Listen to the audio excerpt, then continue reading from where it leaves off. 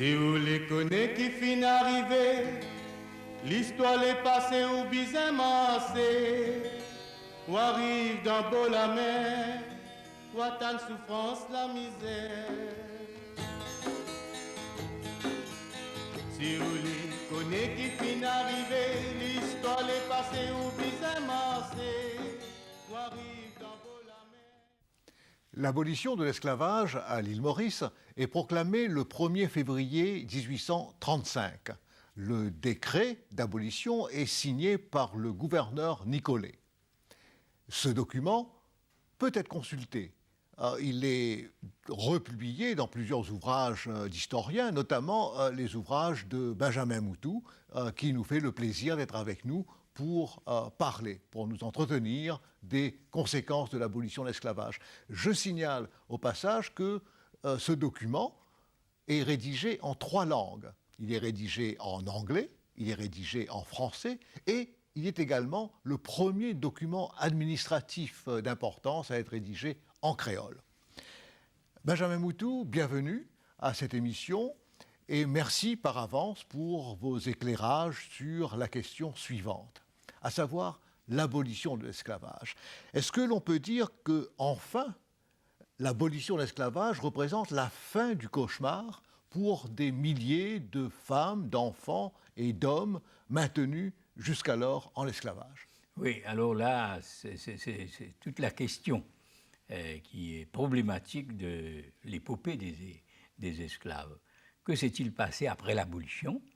Et tout d'abord, il faut entrer quand les Britanniques ont investi l'île Maurice le 29 novembre 1810, proclamation 3 décembre 1810 que Maurice est devenue une colonie britannique. Alors, la population servile n'était pas concernée du tout dans l'invasion, qui est peut-être une des raisons pourquoi il n'y avait que 2000 soldats pour défendre, et qu'eux, ils sont restés comme des observateurs, ils n'avaient pas le droit d'être armés, ni les gens de couleur d'ailleurs, et par conséquent, mais ils chérissaient que sous un régime britannique, les choses allaient changer pour eux. Mais vivant dans l'illettrisme, tout ceci est bien nébuleux, si vous voulez, des pages d'histoire bien nébuleuses. Alors, mais toujours est-il qu'il y a un désir, depuis 1808, d'abolir la traite en Angleterre, la traite des esclaves, et en 1913, la traite négrière est décrétée illégale dans toutes les colonies britanniques et dans l'Empire britannique. Et il a fallu attendre 1835, malgré tout. Oui, alors, mais c'est en 1833 qu'il y a un décret qu'on appelle An Act for the Abolition of Slavery, qui est donc pour toutes les colonies. Alors nous, à Maurice, ce projet de loi devient effectif le 1er février 1835, une grande date, une des plus grandes dates dans l'histoire de notre pays. Mais ce jour fut banalisé. Comme vous disiez si bien, et c'est un document signé par le gouverneur Nicolet qui annonce à la population servile qu'il sera toujours bien traité et tout, mais il n'y en fut rien. Alors, d'abord, avec les moyens de communication de l'époque, avec pas de journaux, les esclaves sont illettrés, ils ne connaissent rien, ils ne savent pas vraiment ce qui se passe. Alors, toujours est-il qu'on leur dit de vider les lieux, qu'ils sont libres maintenant. Alors, d'après certains, mais tout ceci est très nébuleux dans l'histoire, alors on leur dit, vous êtes maintenant des citoyens libres. Vous n'êtes plus enchaînés, il n'y a plus de fer, vous ne serez plus des sous-humains, parce qu'il faut savoir une chose, que l'esclave est un des avoirs du maître, au même titre que le bétail, la volaille, et dans certains registres, l'esclave paraît en 3e et 4e position après le bétail. Pour vous dire à quel point, et moi, quand j'ai vu ce document, ça m'a touché, ça m'a fait de la peine, pour voir que dans un registre d'un maître, l'esclave paraissait en 3e position dans le registre des avoirs du maître.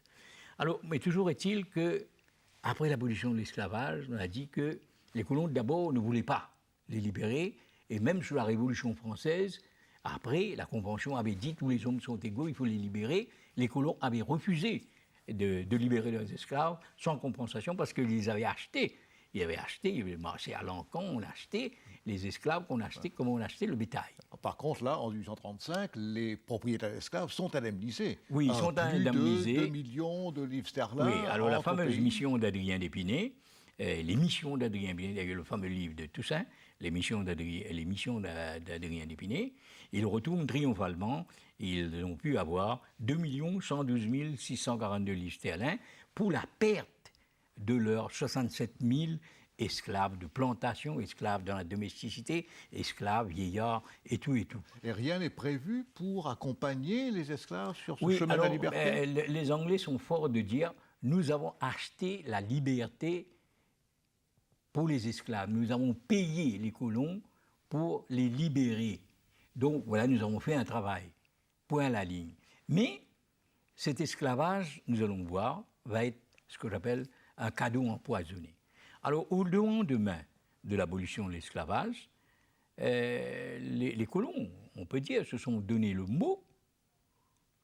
Certains disent non, ils sont partis pour dire qu'ils sont épris de liberté. Oui, si je reste encore dans les domaines, je serai toujours un esclave. Alors, ils sont partis. Alors, les versions sont bien contradictoires. Alors, il y a des documents qui prouvent que les colons sont allés à différentes stations de police, commissariats de police, et ils ont fait des déclarations. Mes esclaves sont partis. J'avais 200 esclaves, et aujourd'hui, il n'en reste que 4, il n'en reste que 6, il n'y a plus rien du tout. Ils sont partis où alors? Ils sont partis en pleine nature. Ils sont allés à gauche et à droite. Alors, Rémi Ollier, dans son livre, dans son journal La Sentinelle, dit bien, ce jour-là, ils sont partis, leur manège sur la tête, et on ne sait pas quoi, on ne voulait plus d'eux. Alors avait commencé l'immigration indienne. Alors, petit à petit, ils disparaissent dans les domaines des plantations, et là, ils vont errer, comme je dis, comme les enfants d'un autre Dieu cruel. Ils vont être sur la côte, et l'exemple se trouve aujourd'hui sur toute la région côtière que j'appelle la ceinture de pauvreté. Vous voyez, les descendants de ces esclaves libérés sont sur la côte, ils sont pêcheurs, ils sont dans d'autres métiers. Alors, d'autres qui sont à l'intérieur des terres, ils se cantonnent dans la périphérie des villes, comme Rochebois, comme Baie-du-Tombeau. Alors, ils sont là, ils restent là. Devant une telle décrépitude, ce que j'appelle moi un tel drame humain, les Anglais ont dit ceci: les colons ne veulent pas de vous dans les plantations, nous on est bien chagrins pour vous. Alors, aucun accompagnement, aucune considération rien du tout, aucune commission royale.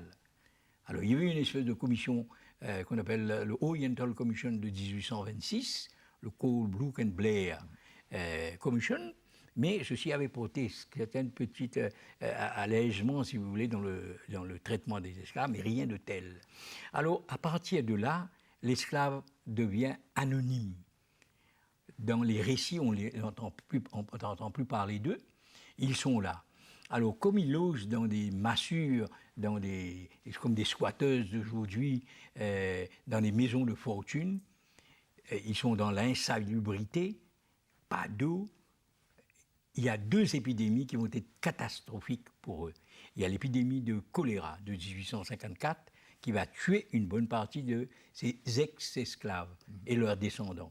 Alors il y a également la grande épidémie de malaria de 1867 qui va durer d'ailleurs jusqu'à 1950, la malaria. On a des chiffres à peu près pour évaluer le nombre de morts? Alors non, alors vous avez 2 rapports. Vous avez un rapport écrit par Bedingfield qui analyse proportionnellement à partir des ethnies combien de calamités, combien de mortalité il y a chez les immigrants indiens. Combien de mortalité il y a chez les ex-apprentis, les anciens esclaves. Et vous verrez que proportionnellement, ce sont ces gens-là qui meurent plus. Parce qu'ils ne sont pas chez les propriétés, il n'y a pas de dispensaire, ils n'ont pas de pilule de quinine, et à tel point que quelqu'un qui s'appelle Ingrams, qui a écrit un livre de géographie, que certaines vieilles personnes doivent connaître, il dit qu'en anglais, there are not many of these folks left now. Il dit que l'authentique esclave africain et malgache est à peu près 37 à 40 000. Il n'y en a pas plus. D'ailleurs, quelques années plus tard, l'écrivain Bessac, qui va faire des études sur le créole, dit « le créole se meurt, le créole disparaît », en voulant dire « les personnes parlant créole disparaissent ». Oui, oui. Alors, mais ce qui est intéressant, c'est que Rodrigue n'a pas été affecté par la malaria et constamment, il y a une population de Rodriguais qui migre vers Maurice. Et si vous allez dans la région de Rochebois, Sainte-Croix, Baie-du-Tombeau, Pointe-aux-Sables, un peu dans ces environs, vous verrez beaucoup de gens mais qui portent des noms de Rodriguais. Alors à tel point, quelqu'un avait bien dit, et n'y a-t-il pas plus de Rodriguais à Maurice qu'il y en a à Rodrigue? Et ce n'est pas faux. Exact. Et ce n'est pas faux. Et pour revenir sur cette question après l'abolition, c'est un petit peu contradictoire. Pendant la période de l'esclavage, on se rend compte que l'esclave est un bâtisseur, est un créateur, est quelqu'un qui est capable de réaliser de belles choses et de grandes choses. Et tout d'un coup, l'esclavage est aboli et puis il se retrouve finalement producteur de rien du tout. Alors, non, mais il y a quand même des esclaves qui travaillent au niveau des usines sucrières. Hein, ce sont des mécaniciens de travail lourd. Bon, il y a des métis aussi dedans, très peu d'Indiens. Parce que dans la première partie de l'immigration indienne, l'Indien est venu pour travailler dans les plantations. Il n'a pas d'autre fonction que de travailler dans les plantations. Alors, mais le descendant d'esclave ne travaille plus.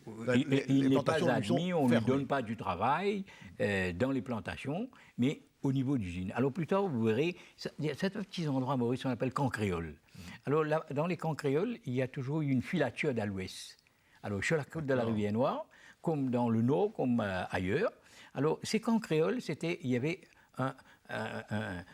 si vous voulez, une petite colonie d'anciens esclaves, de créoles même qu'on appelle, mais qui étaient là, qui travaillaient dans les filatures, qui travaillaient dans les usines. Alors comme les usines ferment, alors là ils regagnent plutôt les villes et où ils sont les plus misérables. Leurs enfants ne sont pas scolarisés et ils font des métiers qui ne demandent pas une formation éducative. Alors, j'ai lu, moi, un document datant, je crois, de 1897 que j'ai mis dans le livre Rivière Noire, 400 ans d'histoire, où il a dit « The Beducap Government School has been closed for want of interest of the parents ». Alors, le parent dit « Moi, j'étais un pêcheur, ça ne requiert pas d'éducation, donc mon fils fera le même métier. » Alors, pendant longtemps, ils resteront éloignés des bancs de l'école et finissent par développer une culture qui ne requiert pas l'éducation. Alors, ils vivent souvent dans une société, ce que j'appelle d'imitation, au lieu d'une société de progression, d'élévation, de développement. Alors, c'est ça le drame qui fait qu'ils sont restés éloignés des bancs de l'école. Alors, lorsque nous voyons cette population, nous voyons que ce sont les tares de l'esclavage qui font qu'ils sont peu nombreux dans le travail agricole de plantation, à l'instar de leur contrepartie à Rodrigue, qui, eux, n'ont jamais quitté l'agriculture. Aux Seychelles non plus. Aux Seychelles, après leur période de marronnage, après l'abolition de l'esclavage, ils sont restés. Alors, également, ils n'ont pas un penchant pour le commerce. Alors, ce sont les Chinois qui sont venus, qui se sont installés dans le milieu, ce que j'appelle des fioles et propriétés sucrières, mais surtout dans le milieu créole. Alors, il y a un député qu'on appelle Sasselipo Rantel. Alors, il dit au Parlement, en 1866, je crois, il dit à chaque fois que vous voyez un groupement créole, vous êtes sûr d'avoir une boutique chinoise. Alors, qui veut dire qu'ils perdent, ils n'ont pas pu changer la tradition dans le commerce, dans le petit commerce même. Ils sont absents dans l'industrie, ils sont absents, si vous voulez, dans le service, parce que une grosse partie. Bon, somme toute, il y a eu des gens qui sont sortis de l'ornière, de ce milieu, cet environnement, qui ont progressé. Toujours, il y en a eu. Mais ce qu'on discute ici, si vous voulez, en sociologie, c'est la grosse majorité qui est restée attardée et qu'aujourd'hui, il y a un éveil. Mais il faudra procéder avec beaucoup de méthodologie, de pédagogie pour pouvoir rétablir tout ce temps perdu qui fait que cette catégorie de Mauriciens a été les moins scolarisés, si vous voulez. Benjamin Moutou, merci beaucoup. Lorsque j'ai posé ma question tout à l'heure, est-ce que l'abolition de l'esclavage était la fin du cauchemar pour les anciens esclaves, je ne me rendais pas compte qu'en fait j'étais en train que la vraie réponse est non, c'était pas la fin du cauchemar, c'était juste la continuité du cauchemar sous un autre statut. Absolument. Merci beaucoup pour ces éclairages, Benjamin Moutou. Je vous remercie. Si vous les connaissez qui finissent d'arriver, l'histoire est passée ou bien massée, ou arrive dans beau la mer, ou attend souffrance la misère.